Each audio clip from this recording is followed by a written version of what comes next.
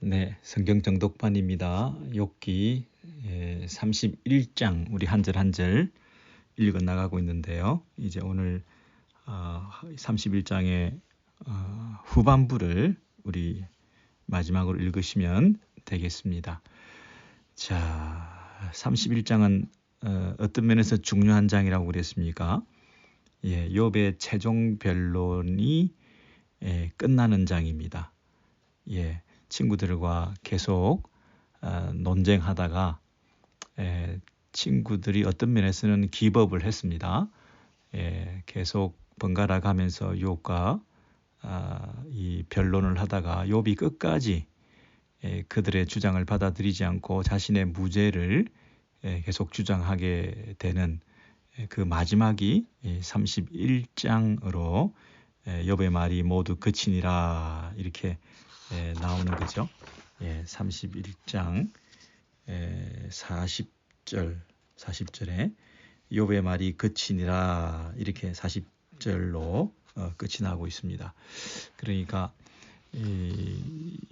욥의 과거에 화려했던 그 하나님 앞에서의 아름다운 성공적인 모습들 그리고 미래가 보장되고 노후가 안정될 것이라고 했던 그런 자신의 기대하고는 다르게 그러나 이제는 현재는 그렇지 못한 자신의 그 삶을 한탄하면서 친구들이 현재 자신의 겉모습만 보고 욥의 죄를 지적하고 회개를 촉구하고 있는 그런 상황 속에서 욥으로서는 현재의 모습이 비록 이렇다 할지라도 나는 죄로 인해서 이렇게 된 것이 아니라고 하는 그들의 인과응보론에 대해서 대적하면서 죄가 없어도 이런 고난을 당하고 있는 것에 대한 하나님을 향한 이런 그 울부짖음을 하고 있는 것이죠. 그래서 친구들하고 논박하게 될 때에 31장에서는 계속해서 자신의 죄 없음에 대해서 아주 치밀하게 그리고 철저하게 자신을 무죄 선언하고 있는데요. 31장에는 크게 눈이 두 가지가 나온다 그랬습니다. 첫 번째 눈은 욥의 자기 눈입니다. 자기 눈과 약속을 하고 또 그 눈이 범죄하지 않도록 어찌 처녀에게 주목하랴. 위에 계신 하나님께서 그것을 보고 계시는 눈이 계시는데 하는 그런 말이죠. 두 번째 눈은 16절에 나오는 과부의 눈입니다. 16절을 보시면 31장 내가 언제 가난한 자의 손을 막았거나 과부의 눈으로 하여금 실망하게 하였던가 나만 혼자 내 떡덩이를 먹고 고아에게 그 조각을 먹이지 아니하였던가 그랬죠. 이 과부의 눈 그랬습니다. 과부의 애절한 눈, 도움의 손길을 요청하는 과부의 이 눈, 가장 기본적인 생필품, 가장 기본적인 것이라도 손에 얻지 못해서 마음에 슬픔을 가지고 있는 이 여성을 어떻게 내가 실망시켜 드릴 수 있었겠는가. 나는 혼자서 내 떡덩이를 먹은 적이 없다. 고아와 가부의 그 부르짖음과 그 애처로운 눈을 보고 외면한 적이 없다. 이렇게 말하는 거죠. 욥은 자신의 눈, 자기 눈은 한가하게 여유 있게 그 눈을 가지고 꼭 필요하지 않는 것을 바라보고 있는 눈이죠. 심지어 자기가 가져서는 안 되는 것을 주목하고 있는 눈이죠. 그런 눈을 마음대로 내버려 둠으로 범죄한 적이 없다 이렇게도 말하고 또 가부의 눈을 외면한 적이 없다는 얘기는 필요 없는 게 아니라 가장 절실한 것, 가장 기본적으로 요구하는 그 사람들의 이웃들의 그 필요를 자기가 외면한 적이 없다. 그래서 욥은 자신뿐 아니라 또 주변의 이웃에 대해서도 항상 하나님 앞에서 자신의 그 할 바를 도리를 다 하며 살아왔다. 눈을 의식하고 이웃의 하나님의 눈을 의식하고 이웃의 그 부르짖음과 애처로운 눈길을 한 번도 외면한 적이 없다. 뿐만 아니라 나도 내 눈을 잘 사용해서 허탄한 곳에 눈을 주목한 적이 없다. 그렇게 계속 말하면서 자신의 무죄를 선언하고 있습니다. 자, 오늘은 23절부터 한 번 더 위에 있는 내용하고 합쳐서 보겠습니다. 나는 하나님의 재앙을 심히 두려워하고 그의 위엄으로 말미암아 그런 일을 할 수 없느니라 그랬습니다. 욥이 범죄하지 않았던 것은 항상 하나님의 그 눈을 의식했다는 것입니다. 하나님께서 범죄한 자들에게 허락하시는 그 심판, 그분의 어미로우신 눈동자 앞에서 내가 자신과 또 이웃에 대한 이 경건한 신자로서의 바른 자세를 늘 지키고 살았다. 그분의 재앙을 심히 두려워하고 그랬습니다. 심판, 재앙 이런 부분에 대해서 그것이 하나의 경건의 이유가 된다 하는 것을 말하고 있습니다. 그런데 여기서 말하는 그 재앙, 인과응보적인 이런 욥의 이 진술은 친구들이 말하는 그 인과응보하고는 조금 다른 느낌이 있습니다. 친구들은 상을 받을 거다, 또 벌을 받을 것이다, 심은 대로 거둔다, 너희가 행한 대로 하나님께서도 그대로 갚아주시고 보상해 주실 것이다. 이것이 인과응보론인데요. 욥의 경우에는 자기가 잘못한 것에 대해서 벌을 하지 않으신 하나님에 대해서 주장함으로 자기가 잘못한 적이 없다는 것을 얘기할 뿐 아니라 자기가 잘한 것에 대해서도 상을 받아야 된다라고 얘기를 하는 부분은 여기 없습니다. 인과응보라면 잘못한 것에 대해서는 벌을 받고 그다음 잘한 것에 대해서는 상을 받아야 된다. 이게 인과응보라고 말할 수 있지 않습니까? 근데 지금 욥은 가장 절실한 부분은 상에 대한 어떤 그 요구나 당연한 받아야 될 것의 당연성에 대해서 주장한 적은 없고 자기가 죄를 짓지 않은 것에 대해서 이 벌이 재앙이 고난이 당한 것에 대해서만 지금 주로 그 부분을 무죄 증명을 하려고 하는데 집중하고 있는 것이죠. 그래서 어떤 면에서 인과응보론을 주장하고 있는 것이 아니다. 욥은 한쪽 면에서 자신의 그 무죄 선언만 하고 싶은 것이죠. 그런 면에서 조금 차이가 난다는 말씀을 드릴 수 있겠습니다. 자, 그런 면에서 24절을 보시면 24절에 만일 내가 내 소망을 금에다 두고 지금까지 욥은 그 자신의 그 경건성에 대해서 어떤 부분에 대해서 주로 얘기를 해왔냐면 그 자신의 종들에 대해서 내가 노사관계에 대해서 내가 어떻게 했는가, 그리고 고아와 과부에 대해서 가난한 자에 대해서 내가 어떻게 했는가, 그리고 이 성적인 범죄에 대해서 내가 어떻게 했는가, 이런 것들을 쭉 얘기를 해왔었는데 이제 24절부터는 금에 대해서 재물에 대해서 물질에 대해서 그 자기가 또 어떻게 죄를 짓지 않았는가 이렇게 얘기를 하는 거죠.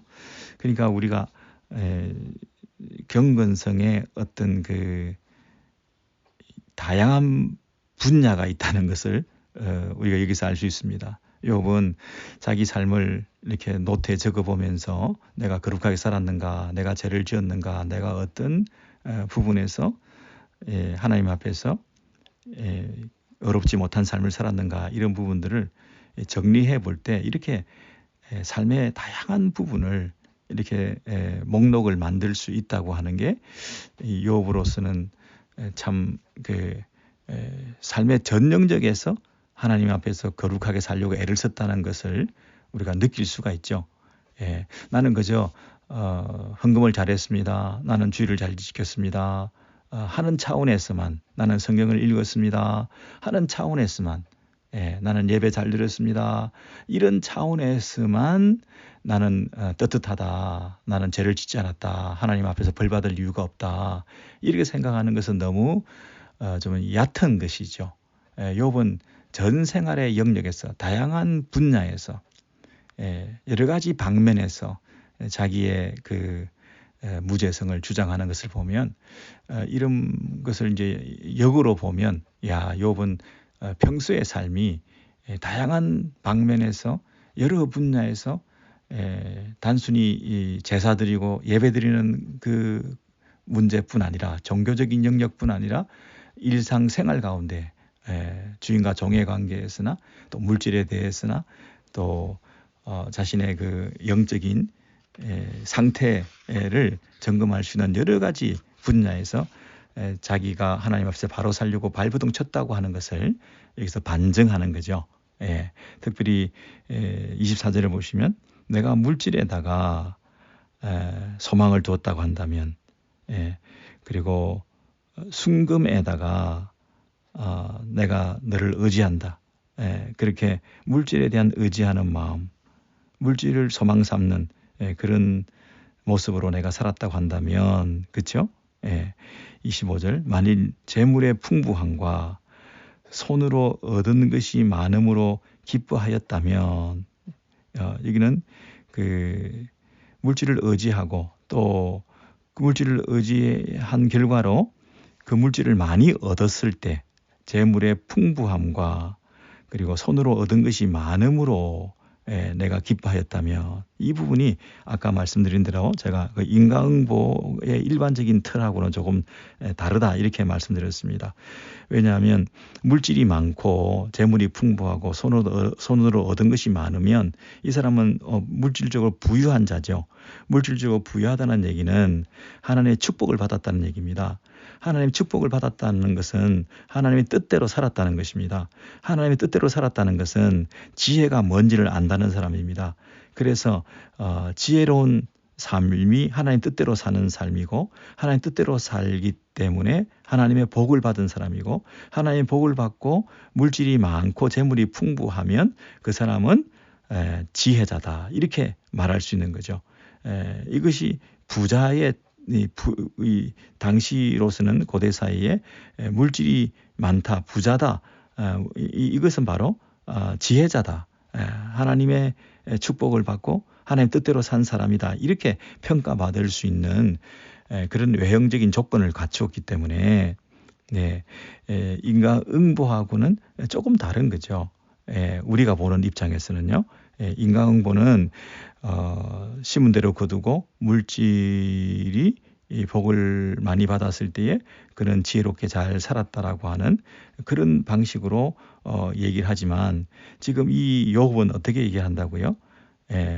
물질이 많았다고 하는 것을 자랑하며 하나님의 축복이라고 얘기하는 게 아니라, 그것을 뛰어넘는 하나님에 대한 신앙을 얘기하고 있는 거죠. 물질이 많고 손으로 얻은 것이 많음으로 기뻐하였다면 그랬잖아요. 그게 다가 아니라는 거잖아요. 그걸 추구하지 않았다는 거잖아요. 물질만 의지하고 살지 않았다는 것이죠. 물질을 얻어서 인과응보적으로 복을 받아서 내가 하나님 앞에 나는 제대로 이 선한 삶을 살았다라고 이렇게 주장할 수 있는 게 아니라는 거죠. 그래서 욥은 단순히 물질이 많고 손으로 얻은 것이 많고 하는 이런 재물이 많았다 하더라도 부자로 살았고 물질의 이 부유함을 가졌다 하더라도 그것으로 만족하지 않았다는 것입니다. 그 물질의 많음에 따라서 하나님을 섬기는데 그것이 좌우되지 않았다는 뜻입니다. 그것도 죄라고 생각했다는 거죠. 물질이 좀 많아서 하나님의 축복을 받았는데 그 주어진 그 물질 때문에 하나님을 소홀히 여기지 않았다는 것입니다. 하나님보다 더 물질을 의지하지 않았다는 것입니다. 물질이 좀 많다고 해서 교만하지 않았다는 것입니다. 재물이 풍부하다고 해서 마음의 한켠에 하나님을 향한 그 섬김이 약화되지 않았다는 것입니다. 그래서 이 내 안의 물질에 대한 관리, 마음 관리까지도 철저했다는 것이죠. 여러분 이 부분이 욥의 어떤 면에서는 위대함이라 그럴까요? 물질을 욥이 풍부하게 가졌던 사람이죠. 동방에서 가장 부유했던 사람이라고 할 정도로 그럼에도 불구하고 그는 그것이 하나님 앞에서 조금 더 하나님 앞에서 살아가는 삶에 영향을 주지 않았다는 것이죠. 이 사도 바울식으로 얘기하자면 가난에도 또 부유에도 자족의 비결을 배우노라 하는 그런 어떤 이 영적인 그 밸런스를 잘 지켜 나갔던 이 가난할 때 하나님을 떠나기도 쉽고요. 근데 물질이 있을 때도 하나님을 떠나기 쉬운데 어느 게 더 떠나기가 쉽겠습니까? 저는 둘 다 떠나기가 쉽다고 생각합니다. 물질이 많아도 하나님을 떠나기가 쉽고 너무 가난해도 하나님을 등지기가 쉽고 왜 너무 가난하니까 하나님을 제대로 섬기면서 살기에는 이런저런 이 여유도 없고 시간도 없고 마음이 바쁘고 먹고 사는 게 급한데 하나님 섬기는 것이 얼마나 힘들겠습니까? 그래서 하나님을 더 의지해야 된다고 함에도 불구하고 하나님을 더 의지하기 어려운 게 가난할 때라고 말할 수 있습니다.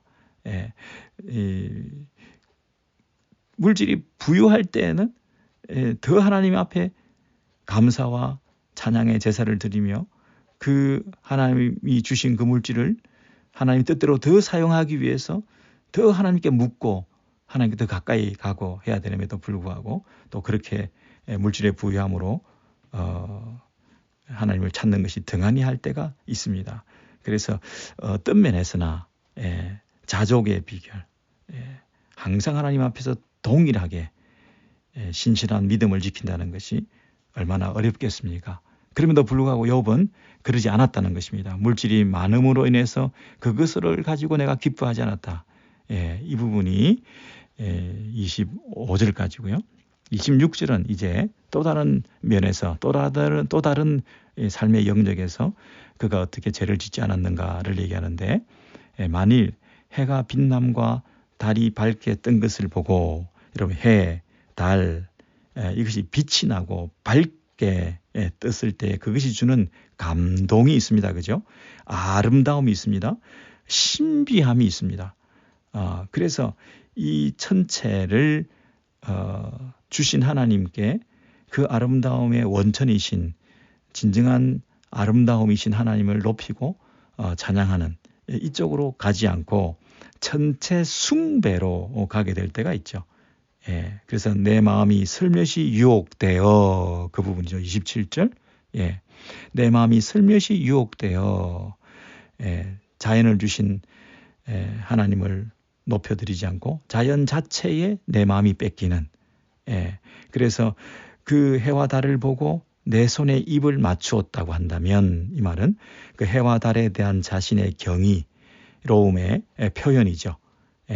그 내 손에 입 맞추었다면 입 맞춘다는 것은 여러분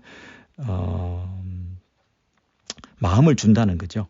입 맞추었다는 얘기는 하나가 된다는 얘기죠. 내 손에 입 맞추었다면 하고 그 해와 달을 향해서 이 뺏긴 마음을 표현하는 것이 손에 입 맞추어서 그들에게 해와 달에게 전달하는 신용을 하는 것이죠. 바알에게 입 맞추지 않은 자가 7천이 있었다 이렇게 말을 했던 것처럼 입 맞췄다고 얘기하는 것은 그들을 숭배하고 그들을 사랑하고 그들을 섬기고 하는 그런 것을 뜻하죠.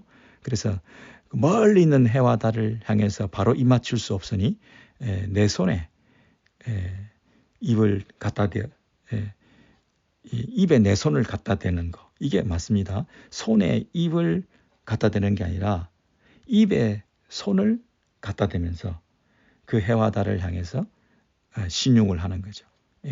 그래서 그 살며시 유혹당하여 해와 달의 마음을 뺏겨 그들에게 내 그 속에 있는 마음의 사랑을 전달하는, 그것도 28절 재판에 해부할 죄악이니, 이 말은 이런 것이 죄가 되지 않는다고 생각하지 마라, 그런 얘기죠. 이것도 심각한 죄다. 재판에 회부될 죄악이라는 얘기는 신문에 날 죄라는 얘기죠. 그냥 신문에 나지 않고 넘어갈 죄도 많이 있는데 신문에 날 재판에 회부될, 공식적으로 다루어져야 될 심각한 죄가 될 수가 있다고 얘기를 하는 거죠. 정말 내가 그렇게 했다고 한다면 위에 계신 하나님을 속이는 것이라. 하나님을 속인다는 얘기는 하나님을 슬프게 하는 것이요, 하나님 앞에 맹세를 지키지 않는 것이요, 하나님 앞에 눈속임하는 것이라. 하나님을 실망시키시는 것이라. 하나님이 다 보고 계시는데 그리하였다면 위에 계신 하나님을, 그랬습니다. 천지를 창조하신 창조주 하나님을 우리가 속이는 것이다. 그렇게 말할 수 있죠. 이런 부분에서도 욥은 죄를 진 적이 없다.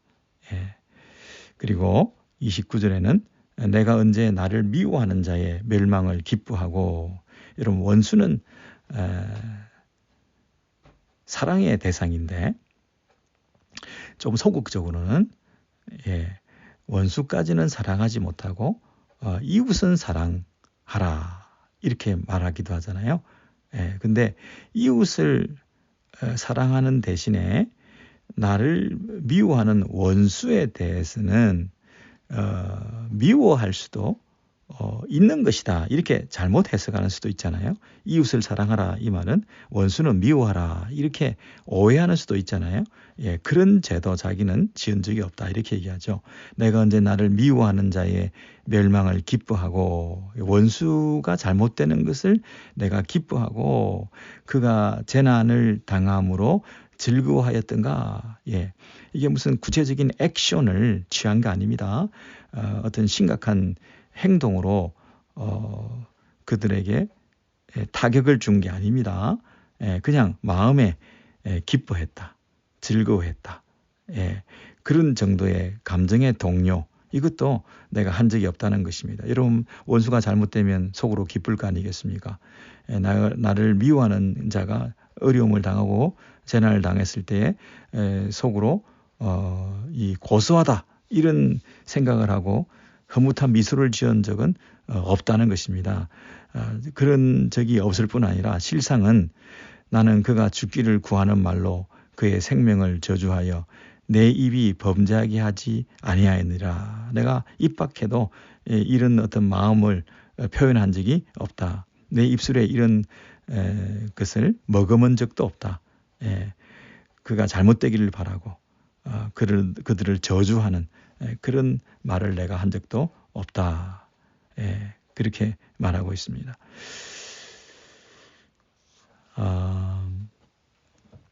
29절에 그 원수를 미워한 적이 없다, 원수가 잘못된 것을 기뻐한 적이 없다. 이것도 인과응보의 어떤 틀에서 볼 때 잘못한 그 원수가 벌을 받는 것은 너무나 인과응보에 어울리는 거잖아요. 잘한 것은 상을 받고 못한 것은 벌 받고, 그래서 이 원수들이 멸망을 받아 마땅하고 재난을 당해서 마땅한데 그런 것을 내가 그들이 당했을 때 기뻐하지도 않았고, 또 내가 그들을 향해서 그들은 잘못했기에 벌을 받아 마땅하다, 인과응보로 그들은 죽어야 된다, 인과응보로 그들은 저주받아야 된다, 이렇게 내가 내 입으로 말한 적이 없다, 이렇게 얘기하는 겁니다. 그래서 욥은 단순한 그 인과응보를 주장하고 있는 것이 아니다. 그것을 뛰어넘는 자신의 그 경건과 거룩성에 대해서 얘기를 하면서 철저하게 자신의 무죄 선언을 하고 있는 것이죠. 31절에 보시면 내 장막 사람들은 주인의 고기에 배부르지 않은 자가 어디 있느뇨. 주인의 고기에 배부르지 않은 자가 어디 있느뇨 하지 아니하였는가 그랬죠. 그러니까 늘 배불렀다 이 말이죠. 예, 주인의 고기에 늘 배불렀던 사람들이 누구라고요? 욥의 장막에 있는 사람들. 근데 욥의 장막에 있는 사람들은 구체적으로 누구냐 하면 실상은 나그네가 그리에서 자지 아니하도록 나는 행인에게 내 문을 열어주었노라 그랬죠. 그러니까 그 장막 사람들은 단순히 가족들이라기보다는 그 뒤에 나오는 나그네와 행인입니다. 예, 그 장막 안에 들어온 사람들, 욥의 장막 안에 들어온 사람들, 일단 욥과 관련된 사람이라고 한다면 그 외부에서 왔던 나그네나 길을 지나는 행인이나 그들이 항상 배불리 먹을 수 있도록 항상 대접을 잘하고 손대접을 하고 그리고 길거리에서 자는 일이 없는 유대 사이에서 나그네를 잘 대접하지 않으면 그것은 그 집의 수치입니다. 만약에 집 밖에서 잠을 잤다 그러면 그 집은 정말 사랑이 없는 집으로 낙인이 찍히겠죠. 나그네가 거리에서 자지 아니하도록 특별히 배려하고 오히려 자게 했을 뿐만 아니라 문을 항상 열어놨다. 나는 행인에게 내 문을 열어주었노라 그랬습니다. 여러분 이 여유 있고 가진 자들은 더 자기 것을 챙기려고 그러고 철책을 높이고 문단속을 철저히 하고 아무나 유입 들어오게 하지 않는 그런 어떤 습성을 가진 자들일 텐데 욥의 경우에는 오히려 문을 열고 문턱을 낮추고 오히려 배불리 먹이고 하는 이런 면에서 이 그들의 마음을 아프게 한 적이 전혀 없다. 이렇게 말하면서 자신의 무죄를 선언하고 있죠. 33절에 보시면 내가 언제 다른 사람처럼 내 악행을 숨긴 일이 있거나 숨긴 일이 있거나 나의 죄악을 나의 품에 감추었으며 내가 언제 큰 무리와 여러 종족의 수모가 두려워서 대문 밖으로 나가지 못하고 잠잠하였던가 이렇게 말합니다. 이 33절 이하에서 욥은 무슨 얘기를 하죠? 자신이 이 죄를 숨긴 적이 없다. 죄를 숨긴 적이 없다. 그리고 두려움 때문에 밖에 나가지 못하고 집에만 있었던 적이 없다. 그리고 큰 무리 여러 종족, 여러분 주목하세요. 큰 무리 여러 종족의 수모가 두려워서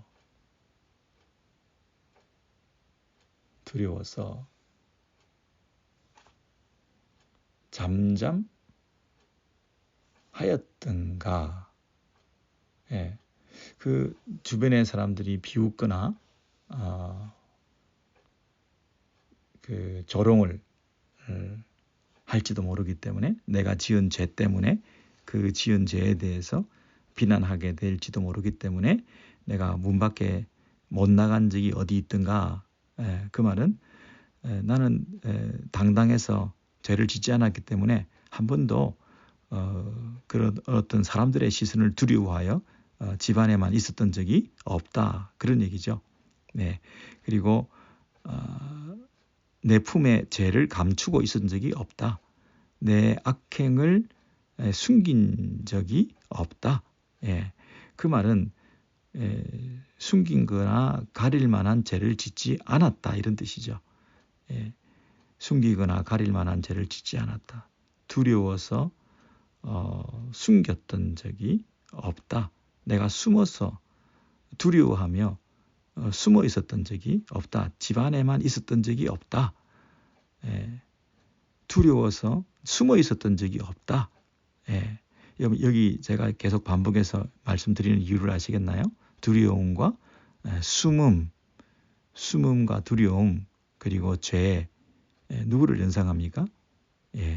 33절에 내가 언제 다른 사람처럼 할 때 이 다른 사람이 누구겠습니까?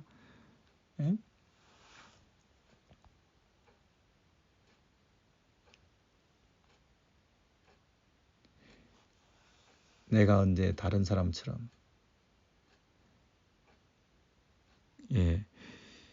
그 창세기에 보시면 아담이 내가 두려워하여 아담아 네가 어디 있느냐 내가 두려워하여 숨었나이다 그랬죠. 두려워하여 숨었나이다. 그 죄를 짓고 나면 두려움 때문에 숨게 되는 것이 당연한 모습인데 나는 그런 적이 없다. 숨을 필요가 없다는 거죠. 죄를 짓지 않았으니까. 내가 두려울 필요가 없다는 거죠. 늘 당당하니까. 내가 사람들을 의식해서 밖에 나가지 못한 적이 없다는 거죠. 내가 죄를 짓지 않았으니까. 여기까지 이제 욥이 자신의 그 무죄 선언을 하고 난 다음에 35절에서 누구든지 나의 변명을 들으다오 그랬습니다. 누구든지 나의 변명을 들으다오. 나의 서명이 여기 있으니. 자, 35절에서 지금까지 모든 무죄에 대한 자기 변명을 하고 난 다음에 그 변론이 최종 변론이 끝날 즈음에 이렇게 말합니다. 누구든지 나의 변명을 들으다오.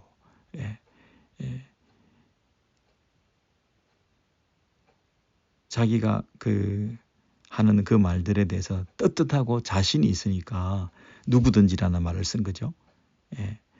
그리고 그 최종 변론 끝에 그 죄를 짓지 않았다고 하는 그 목록을 쭉 나열하고 난 다음에 나의 서명이 여기 있으니 그랬습니다. 사인을 한 거죠. 자기 이름을 쓰고 지금까지 한 나의 그 고백이 나의 주장이 사실이 아니면 벌을 받겠습니다. 이것이 모두 사실입니다. 자기 이름을 걸고 서명을 날인을 하고 이 모든 것을 주장하고 있는 거죠. 그리고 모든 사람이 이걸 들어봐 주기를 원하는 거죠. 근데 그 모든 사람 누구든지에는 누가 포함되겠어요? 최종적으로 전능하신 하나님, 전능자가 내게 대답하시기를 바라노라. 전능자가 내게 대답하시기를 바라노라. 결국 하나님 앞에서 이 최종 변론을 한 것입니다. 무죄 선언을 한 것입니다. 이 무죄 선언문을 낭독을 하면서 나는 한 번도 이런 부분에서 떳떳하지 못한 적이 없다.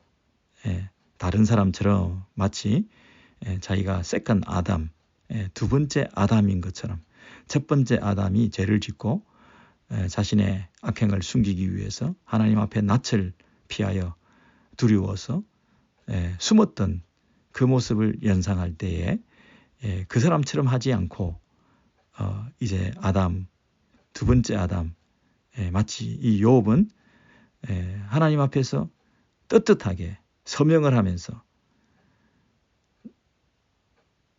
숨을 이유가 없다. 두려워하지 않는다. 모든 사람 앞에 당당하다.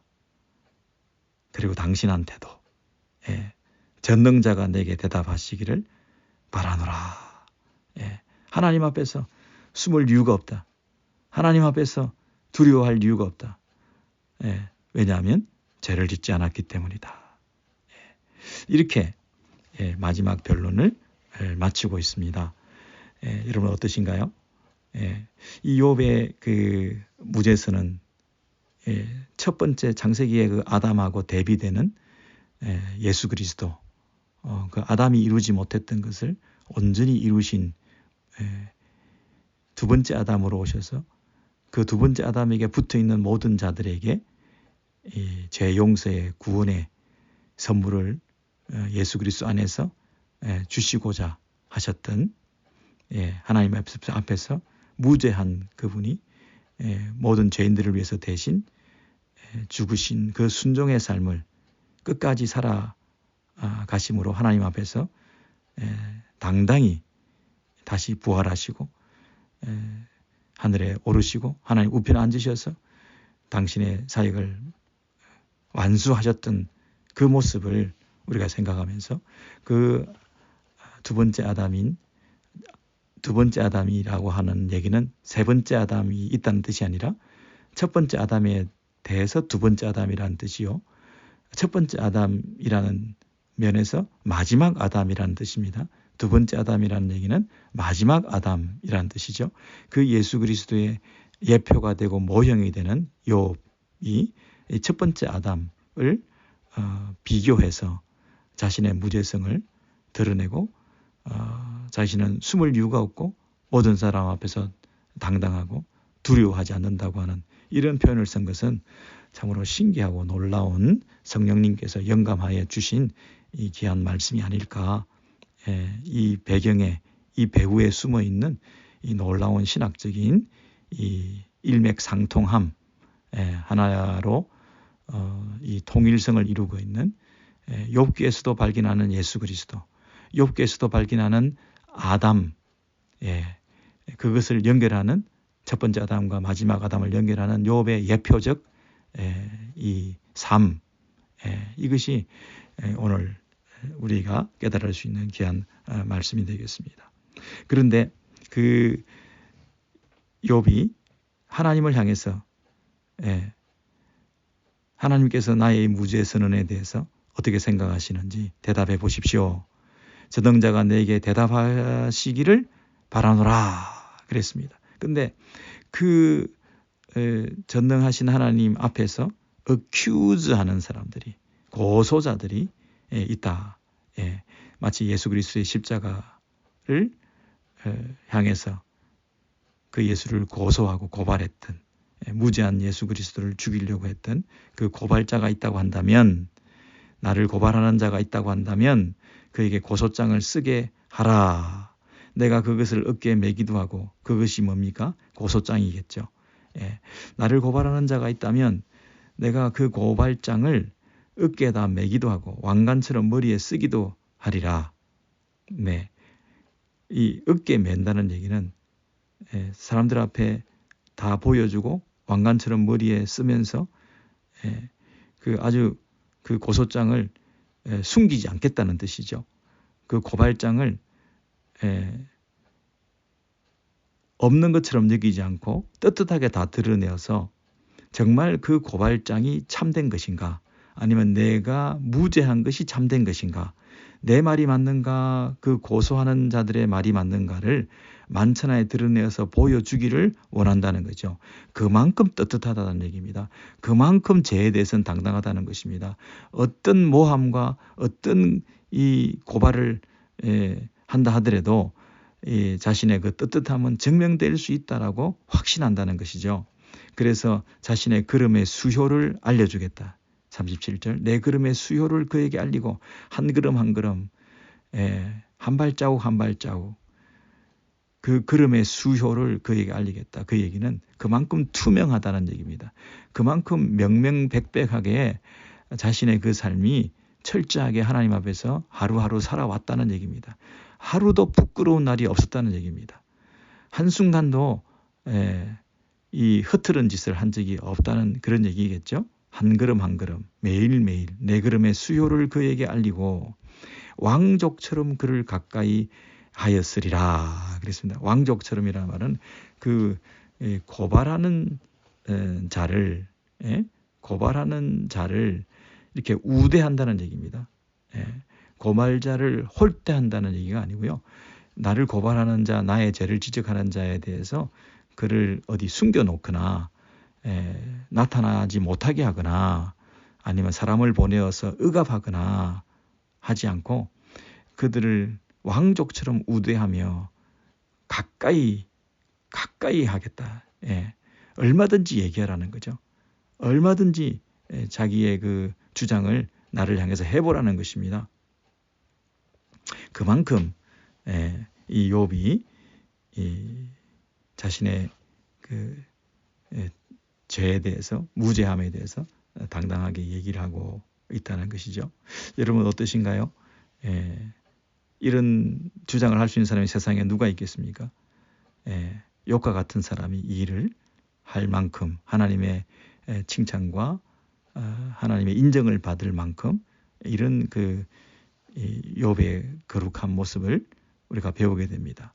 욥이 가상의 인물이거나 이것이 소설적인 허구의 이런 진술이 아니라 실제로 욥은 이렇게 살았다는 것이죠.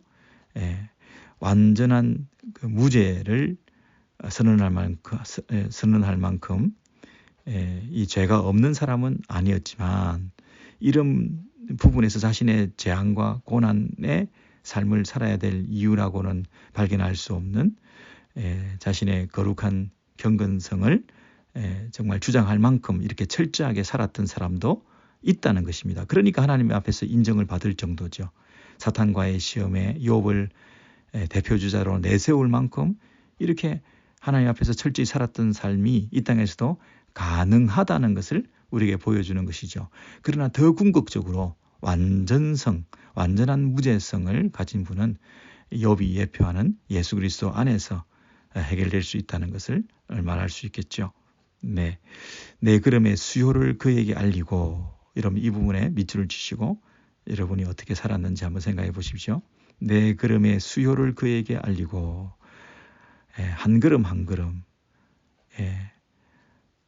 그 한 걸음 한 걸음의 수요, 오늘은 만보를 걸었습니다. 우리는 건강을 유지하기 위해서, 육적 건강을 유지하기 위해서 5,000보를 걸었습니다.